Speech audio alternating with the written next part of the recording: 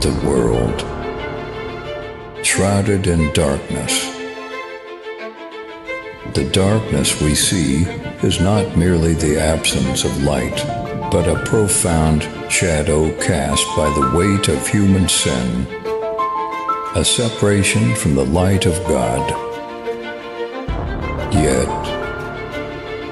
in the midst of this darkness, a Savior emerges, Jesus Christ, the light of life, stepping into our brokenness to bring salvation.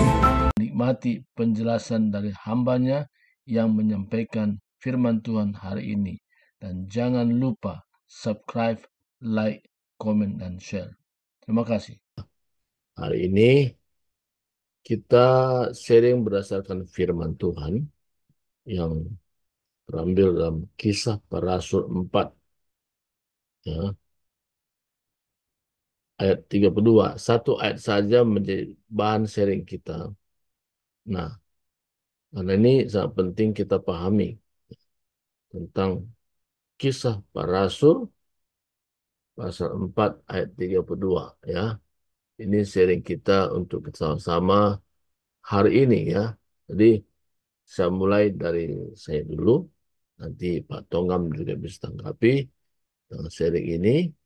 Ya, dan terakhir PG John, ya, you can share about God's words, Acts chapter 4, verse 32. Ya, nanti. Oke, saya mulai dulu ya. Nanti Pak Tonggam ya. Di sini dikatakan, adapun kumpulan orang yang telah percaya itu, mereka sehati dan sejiwa, dan tidak seorang pun yang berkata bahwa sesuatu dari kepunyaannya adalah dirinya sendiri, tapi segala sesuatu adalah kepunyaan mereka bersama. Ya, mari kita berdoa. Terima kasih Tuhan. Hari ini kami sharing tentang firman-Mu. Sejauh mana kami memahami tentang firman-Mu dalam Kisah Para Rasul pasal 4 ayat 32.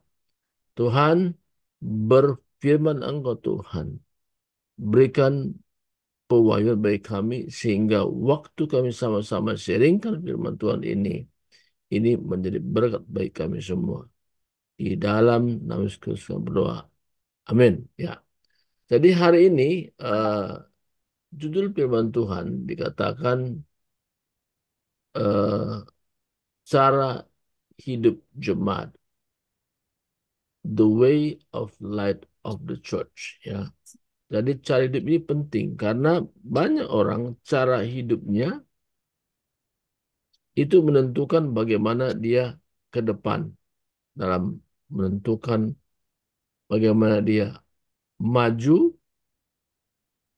melangkah lebih maju lagi, atau stuck begitu saja. Nah, jadi di sini katakan tadi, adapun kumpulan orang yang telah percaya itu. Jadi di sini katakan orang yang telah percaya itu artinya orang-orang yang sungguh-sungguh hidupnya di dalam Tuhan. Ya, apa mereka terapkan di sini? Mereka sehati dan sejiwa. Nah, dalam bahasa Inggris, one heart and one mind. Nah, kehidupan seperti inilah yang diharapkan Tuhan. Sehati dan sejiwa ini, one heart and one mind. Nah, ini.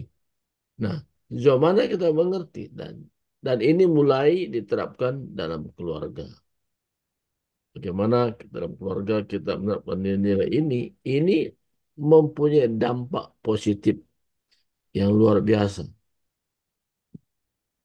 Kenapa punya dampak? Karena kita jadikan firman Tuhan menjadi dasar hidup kita. Apa bimbingan Tuhan melalui firman-Nya kita lakukan. Dan kita bukan hanya menjadi pendengar, tapi menjadi pelaku firman Tuhan. Nah, dalam hal ini, ya, saya mengharapkan kita semua punya pengertian mungkin lebih dalam lagi, mungkin Roh Kudus menjelaskan kepada kita apa rencana Tuhan dalam hidup kita. Ya, jadi sehati dan sejiwa itu one heart and one mind. Kalau ini terjadi, ini menjadi kuat, tidak mudah digoyahkan oleh situasi, kondisi, keadaan apapun yang sedang dihadapi. Ya, nah ini. Jadi kehidupan gereja Tuhan akhir zaman ini kehidupan yang seperti ini. Nah, untuk mencapai tingkat one heart and one mind, ini yang kita perlu sama-sama bagikan, apa yang kita bisa mengerti dan dapat, bahkan ada kesaksian hidup kita bisa sampaikan. Nah, saya berikan kepada Pak Tongam untuk mungkin ada sesuatu yang bisa sampaikan, buka mic-nya. Pak Tongam, nanti Pak Bijon selanjutnya ya. Pak Tongam coba buka dalam kisah Rasul tadi pasal 4 ayat 32. Mungkin bisa lanjutkan ya. Silakan Pak Tongam buka mic-nya. Kita tunggu. Ya.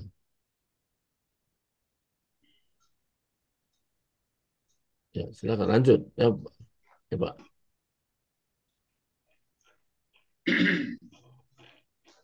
Baik. Puji Tuhan, selamat pagi. Di Ya. mana sebagai judul atau perikop di sini saya lihat di dalam Kisah Para Rasul 4 ayat 32, cara hidup jemaat. Saya baca sekali, adapun kumpulan orang yang telah percaya itu, mereka sehati dan sejiwa,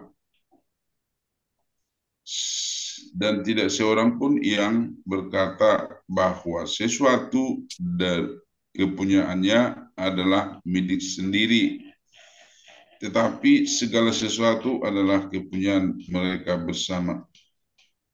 Nah, menurut pandangan yang saya dapat di sini, bahwa perkataan kalimat yang mereka sehati dan sejiwa, orang yang percaya kepada Tuhan, orang yang percaya kepada Yesus yang telah memberikan apapun yang Tuhan percayakan, mereka pasti memahami bahwa segala sesuatu berasal daripada Tuhan. Itu bukan milik dia. Ya. Banyak yang kita alami hal yang demikian. Nah, sebagai contoh, ya, pegawai dikatakan dia bekerja di dalam pegawai kalau dia mengenal apa yang Tuhan percayakan di dalam kehidupannya, otomatis, secara otomatis dia mempunyai suatu hak di situ, yaitu yang dipercayakan oleh Tuhan. Ada dikatakan di situ di dalam Maleakhi, kalau enggak salah Maleakhi 10 ayat 13, itu termasuk perpuluhan. Itu bukan milik dia, milik Tuhan, ya.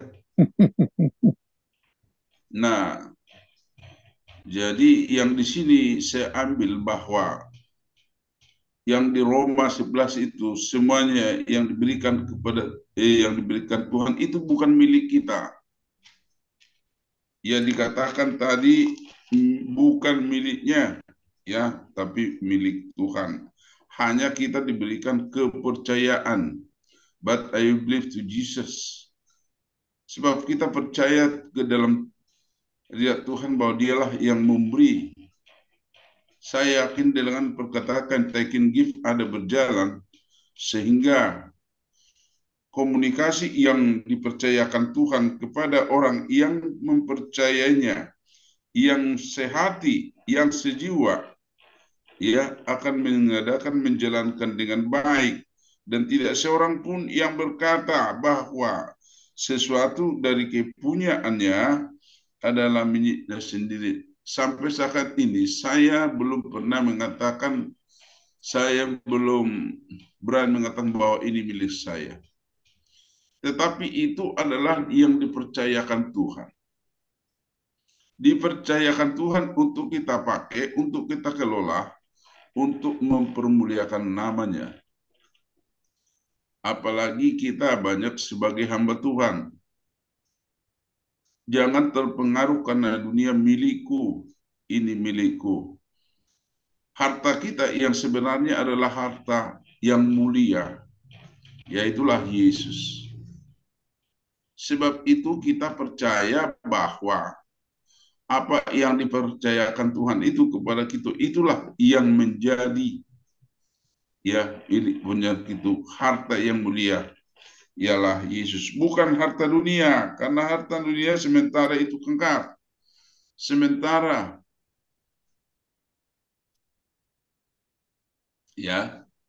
dan itu akan hilang.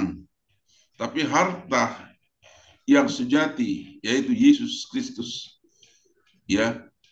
itu adalah kekal. Dan yang selanjutnya di sini saya lihat bahwa tetapi segala sesuatu adalah kepunyaan mereka bersama. Banyak contoh-contoh yang diberikan kepada kita, ada baik di gereja, baik di kumpulan. Ini kalau mereka sehati, kalau mereka sejiwa, dengan pasti kita yakin bahwa segala sesuatu itu memang Tuhan percayakan. Tapi itu bagi orang yang percaya kepada Yesus. Inilah dampaknya kita mengenal bahwa apa yang Tuhan percayakan itu di dalam kehidupan kita. Bagi yang mengenal Tuhan. Tetapi yang belum mengenal Tuhan, itu belum terlaksana. Kenapa? Dia tidak mendapatkan ajaran yang Tuhan percayakan di dalam kehidupannya. Not and live to this. Jadi nggak ada mereka itu mempercayai. Tetapi kalau kita yang telah dipercayakan Yesus, pasti akan melakukan apa yang Tuhan mau. Biarlah kehendak Tuhan yang jadi, bukan kehendak kita, bukan kehendak manusia. Nah, mari kita lakukan apa yang Tuhan mau. Sebab dialah yang menjadi harta yang mulia bagi kita. Bukan harta dunia. No. Amen. Iya. Demikian secara singkat ini yang saya baca di dalam Kisah Para Rasul 4 ayat 32. Okay. And the multitude then that believe were of heart and of soul, neither said any of them that out of the thing which he possessed was its out, but they all think common. Demikian kebenaran firman Tuhan yang bisa saya berikan. Dilanjut next. Okay, I give time to Rev Dr. P. John to continue. How deep you understand about these words. Okay, now time is yours, P. John. Thank you for that wonderful meditation. Yang ajaran itu betul dari Alkitab, Kisah Rasul 4 ayat 32, tapi 31 kata mereka penuhi dengan Roh Kudus dan mengkhotbah kebenaran dengan urapan Roh Kudus. Tanpa Roh Kudus, kita tak bisa berubah karakter manusia dan fikiran mereka untuk menjadi satu dengan Bapa di surga. Kasih Tuhan yang berubahkan fikiran kita, teologi kita yang manusiawi, semua saya. Bukan dia. Betul Pak, tadi apa yang you kata tadi, saya sudah tangkap itu.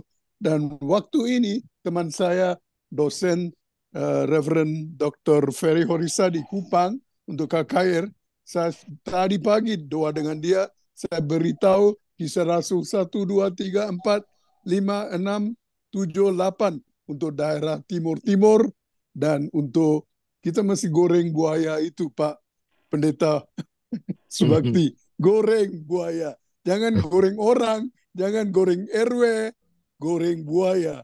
Inilah kuatnya kata-kata Tuhan hari ini. Dari ayat 32, all the believers of one heart, satu hati dan Satu pikiran. pikiran. Ya. Kalau hati dan pikiran tidak satu, buat apa di gereja? Buat apa di yayasan? Buat apa di pelayanan? Buat apa di Zoom? Ya, karena itu kita mesti berubah dengan Roh Kudus yang berubahkan kita dengan kasih Bapa, ya, dan hati Yesus Kristus dan Roh Kudus yang pakai kita semua dalam Zoom sekarang. Tidak lihat berapa ribu orang.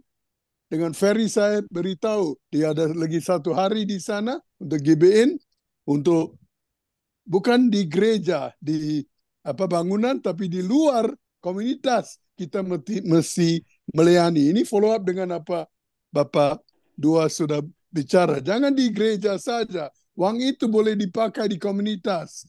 Tubuh kita dan pikiran kita dan hati kita semua ditabur di mana-mana kita ada. Puji Tuhan itu 32, ya, dan bukan saja khotbah dengan mulut, tapi hidup kita menjadi, dalam teologi kita kata inkarnato Kristus, ya. Kristus sudah masuk daerah power of love. Thank you. Amin. Terima kasih John, ya luar biasa. Ya, hari ini ya, nanti sesudah Ibu Nelly perlu juga sampai sesuatu ya. Nanti sesudah Ibu Nelly, nanti Pak Ferry ya, Pak Ferry sampai sesuatu ya.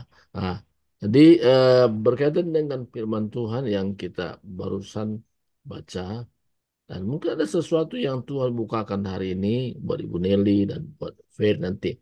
Nah, sekarang saya serahkan kepada Ibu Nelly ya, bagaimana Tuhan membimbing pengertian lebih dalam dari firman Tuhan di Kisah Rasul pasal 4 ini. Silakan Ibu Nelly. Terima kasih, Pastor Bakti. Saya sepakat dengan Pastor John, dimulai dari ayat 31 tadi ya. Mereka semua penuh dengan Roh Kudus, lalu mereka memberitakan firman Allah dengan berani. Adapun kumpulan orang yang telah percaya itu, mereka sehati dan sejiwa. Jadi maksudnya di sini, kenapa mereka bisa sehati dan sejiwa, orang-orang yang telah percaya itu, adalah karena mereka sudah dipengaruhi oleh Roh Kudus. Ya, hati mereka sudah dipengaruhi oleh Roh Kudus sehingga mereka bisa bersatu hati, saling mengasihi, dan bahwa apapun yang ada pada saya, termasuk di sini dikatakan tadi, lalu mereka memberitakan firman Allah, termasuk hal yang rohani yang Tuhan percayakan kepada saya, dan juga hal yang jasmani, itu adalah dipercayakan Tuhan kepada saya, dan juga untuk saya bagikan kepada orang lain. Nah gitu ya. Jadi baik pun di dalam pemberitaan firman Tuhan, kita itu tidak boleh egois, yang penting saya sudah selamat, yang lain emang gue pikirin. Kita tidak boleh sebagai orang percaya berpikir seperti itu. Kita harus memikirkan orang lain. Orang lain sebagaimana Tuhan mengasihi kita, Tuhan juga mengasihi semua orang untuk diselamatkan. Dan juga di ayat 32-nya ini, apapun yang ada pada mereka, itu mereka anggap adalah milik bersama. Milik bersama sesama anggota jemaat. Bahkan mungkin mereka juga menolong orang yang belum masuk anggota jemaat. Sehingga kalau kita melihat kelanjutan daripada cara hidup jemaat pertama ini, luar biasa.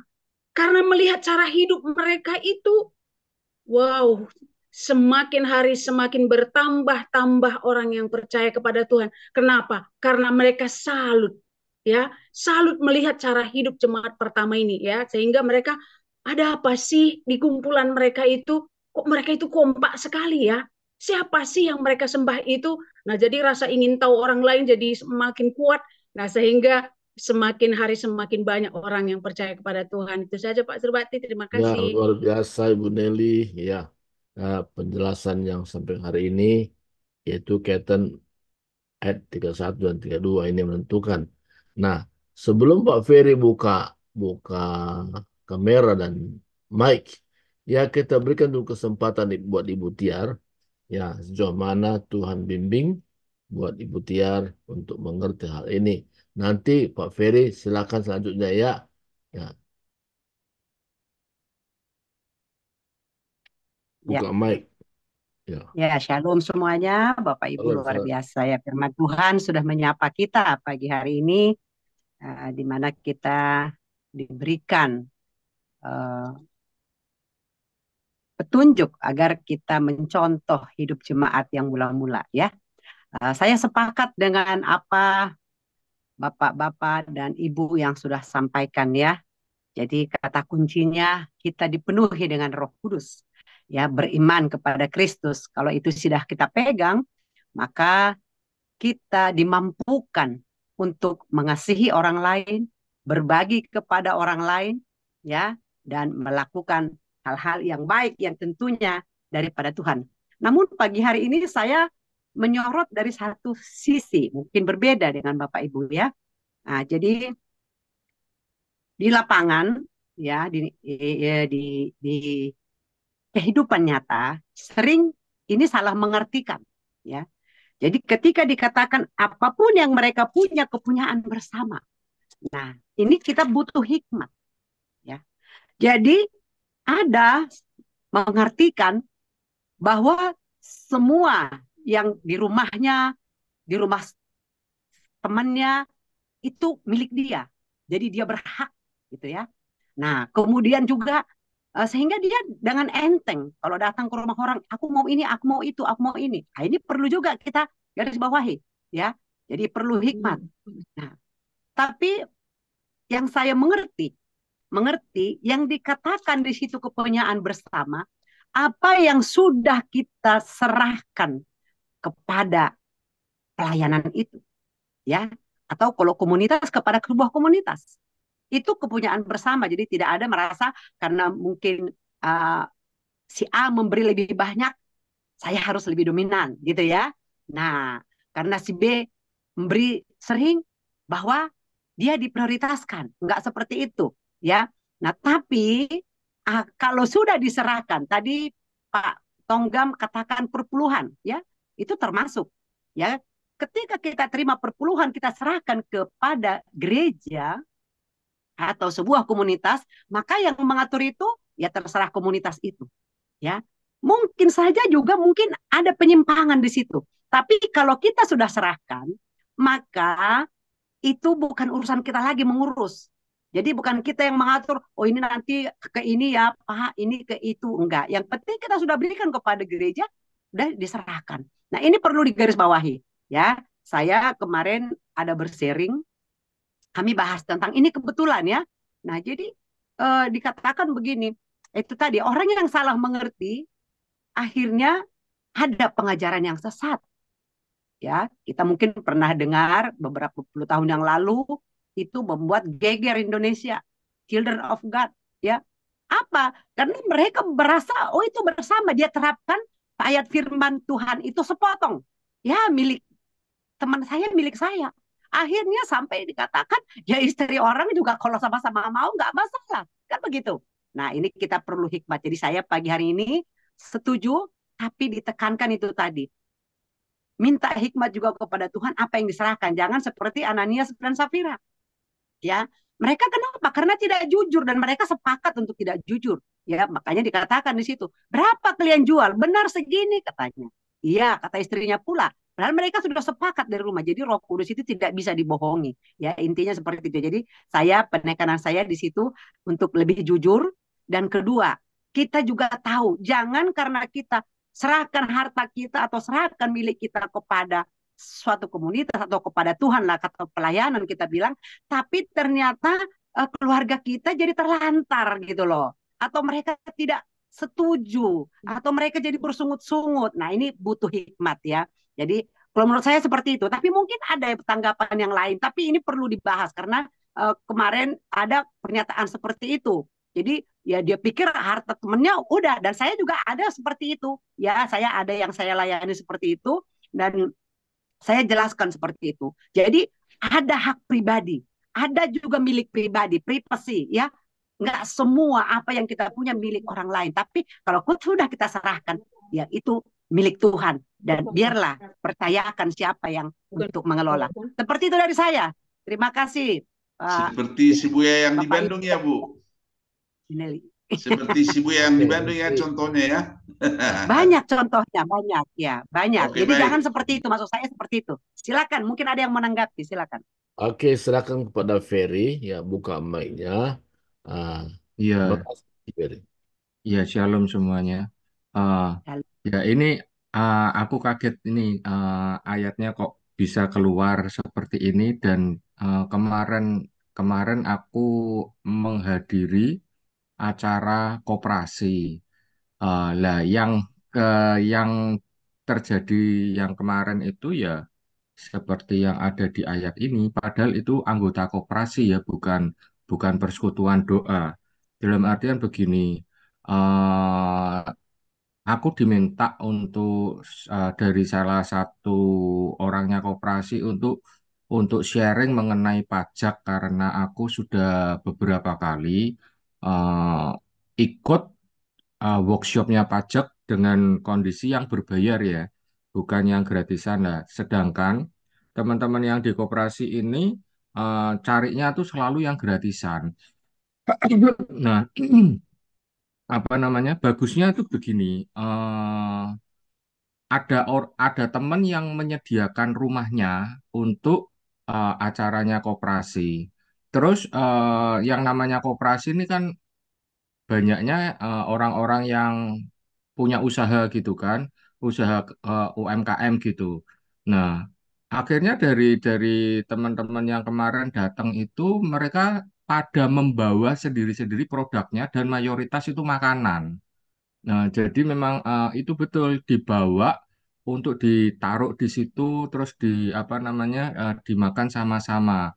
Nah, yang asiknya lagi itu begini, itu anggota koperasinya itu mayoritas Chinese Buddhis. Nah, waktu aku bawain apa namanya sharing mengenai pajak, aku tuh bisa nyampein ayat firman Tuhan. Nah, aku sendiri ya kaget gitu kan, nggak ada rencana gimana-gimana gitu loh, tahu-tahu ngomong gitu kok, ya aku ya keceplosan sebetulnya, tapi kok ya keluar dan ternyata bisa yang lain pun juga bisa nerima kayak gitu loh. Nah, bahkan buat aku ini gini, eh, bikin jejaring yang untuk jejaringan usaha sekaligus aku juga bisa selipin sedikit-sedikit masuk firman Tuhan itu keluar. Nah, apa namanya kemarin salah satu pemimpinnya koperasi itu yang in charge PIC-nya minta Pak Ferry nanti anu ya apa namanya aku jadwalkan muter lah apa pengalamannya Pak Ferry dalam dalam bikin usaha terus dalam perpajakan itu boleh di-sharingkan. Ya aku oke-oke aja eh, dengan pemikiran bahwa kalau yang hari ini ternyata aku juga keceplosan sharing firman Tuhan sedikit dan mereka enggak apa-apa, aku berpikir, wah ini barangkali ini yang Tuhan buka juga untuk pelan-pelan itu masukin ayat firman Tuhan di setiap aku bicara di koperasi gitu loh. Nah, apa namanya? Dari sisi satu itu di koperasi itu betul-betul malah ayat yang ini eh, sudah dilakukan di sana dan yang PIC-nya koperasi itu memang ibunya itu orang Kristen juga. Ya, seperti itu. Kemarin suasananya sangat cair waktu aku bicara. mengenai perpajakan bahwa apa namanya banyak hal yang harus dibenahi dalam sisi usaha. Nah, di sisi lain, aku sangat senang bisa eh, masuk firman Tuhan di sana seperti itu, Pak Surbakti.